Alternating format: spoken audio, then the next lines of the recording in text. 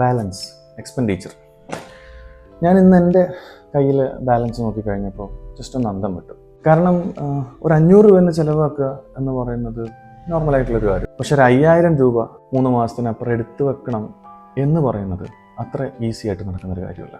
ADHDയും പൈസയും തമ്മിൽ അത്ര നല്ലൊരു കണക്ഷൻ അല്ല ഉള്ളത്. ഇപ്പോഴത്തെ നിമിഷത്തിൽ ഒരു 399 രൂപ, എന്തെങ്കിലും യൂസ്ഫുൾ ആയിട്ടുള്ള ഒരു സാധനത്തിന് ഒരു 800 രൂപ വിഷയമുള്ള കാര്യമല്ല. ഒരു 149 രൂപയുടെ ഏതെങ്കിലും ഒരു സബ്സ്ക്രിപ്ഷൻ പ്രശ്നമൊന്നുമില്ല. ഇതുപോലത്തെ എല്ലാ ചെറിയ ചിലവുകളും വളരെ ചെറുതായിട്ട് തോന്നും, വലിയ ബുദ്ധിമുട്ടില്ലാത്ത കാര്യമായിട്ട് തോന്നും. ഒരു മാസം നമ്മൾ അവസാനിക്കുന്ന സമയത്ത് ഇതെല്ലാം കൂടെ ഒന്ന് കണക്കൂട്ടെടുത്ത് കഴിഞ്ഞാൽ ദാറ്റ്സ് എ റിയൽ ഡീൽ. വലിയൊരു എമൗണ്ട് തന്നെ നമ്മൾ ആവശ്യമുണ്ടായിട്ടും ഇല്ലാതെ ചിലവാക്കിയിട്ടുണ്ട്. ഇത്രയും കാര്യങ്ങൾ ഒരു പക്ഷേ സാധാരണ എല്ലാവർക്കും സംഭവിക്കുന്ന ഒരു കാര്യം. ഇവിടെ നിന്നോട്ടാണ് കുറ്റബോധത്തിന്റെ ഒരു കളി നടക്കുന്നത്. ഞാൻ ആലോചിക്കാൻ തുടങ്ങും, ഞാൻ എന്തിനാണ് ഇത്രയും പൈസ ചിലവാക്കിയത്? എനിക്കിതൊക്കെ നേരത്തെ അറിയേണ്ടതല്ലേ? ഞാൻ അതൊക്കെ ശരിക്കും പ്രോപ്പറായിട്ട് കൺട്രോൾ ചെയ്ത് ചിലവാക്കേണ്ടതല്ലേ?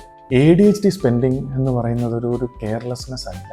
ബോറടിച്ചിരിക്കുന്ന സമയത്ത്, സ്ട്രെസ് ഉള്ള സമയത്ത്, അല്ലെങ്കിൽ ഇമോഷണലി എക്സോസ്റ്റ് ആയിരിക്കുന്ന സമയത്ത്, അല്ലെങ്കിൽ എന്തെങ്കിലും ഒരു ക്വിക്ക് റിലീഫിന് വേണ്ടിയിട്ട് ട്രൈ ചെയ്യുന്ന സമയത്തൊക്കെയാണ് എക്സ്പെൻഡിച്ചർ കൂടുന്നത്. നമ്മുടെ തലച്ചോറ് ഭയങ്കര ലോ ആയിട്ട് ഫീൽ ചെയ്യുന്ന സമയത്ത്, നമ്മൾ പൈസ ചിലവാക്കുന്ന സമയത്ത് എന്തൊക്കെയോ അത് സോൾവ് ചെയ്യുന്നുണ്ട് എന്നുള്ളൊരു തോന്നലുണ്ടായേക്കാം. അത് അങ്ങനെ ആക്ച്വലി ചിലപ്പോൾ പ്രോബ്ലം ഒന്നും സോൾവ് ചെയ്യുന്നുണ്ടാവും. And the worst part is, ഈ സിറ്റുവേഷനെ ADHD ഉള്ള ഒരാൾക്ക് ഫിക്സ് ചെയ്യാൻ താല്പര്യം ഉണ്ടാവില്ല. ഇതിങ്ങനെയുള്ള സിറ്റുവേഷനൊക്കെ അവോയ്ഡ് ചെയ്ത് നടക്കുക ചെയ്യും. നമ്മുടെ അക്കൗണ്ടിലെ ബാലൻസ് ചെക്ക് ചെയ്യുന്നത് ഒഴിവാക്കും. അതുപോലെ തന്നെ എക്സ്പെൻസസിനൊക്കെ കെയർലെസ് ആയിട്ട് ഹാൻഡിൽ ചെയ്യും. ചില കാര്യങ്ങളൊക്കെ അതൊക്കെ പിന്നീട് നമുക്ക് കൈകാര്യം ചെയ്യും എന്ന് പറഞ്ഞിട്ട് പലതിനെ മാറ്റി വെക്കും. ഈ ADHD ബ്രെയിൻസ് എന്ന് പറയുന്നത് ലേറ്റർ, പിന്നീട് എന്ന് പറയുന്ന സാധനം പുല്ല് വില കൊടുക്കുന്ന ഒരു തലച്ചോറാണ്. അതായത് അടുത്ത ആഴ്ചത്തേക്കുള്ള ഒരു EMI വേണ്ടപ്പെട്ട കാര്യമായിട്ട് തലച്ചോറ് എടുക്കും. പകരം ഇപ്പോൾ ഇമ്മീഡിയറ്റ് ആയിട്ട് സ്പെൻഡ് ചെയ്യുന്നതിന് നല്ല വാല്യുബിൾ ആയിട്ടുള്ള ഒരു സംഭവമായിട്ട് കൺസിഡർ ചെയ്യുകയും ചെയ്യും. നമ്മളിതിനെ ഭയങ്കര ഹാർഡറായിട്ട് എക്സ്പെൻഡിച്ചറിനൊക്കെ കൺട്രോൾ ചെയ്യുക എന്ന് പറയുന്നത് കുറച്ച് ഡിഫിക്കൽട്ട് ആയിട്ടുള്ള കാര്യമാണ്. തലച്ചോറ് ഈ ഒരു എക്സ്പെൻഡിച്ചർ സൈക്കിളിനെയൊക്കെ ഭയങ്കരമായിട്ട് മെസ്സപ്പ് ചെയ്യുന്നതിന് മുമ്പ് ചില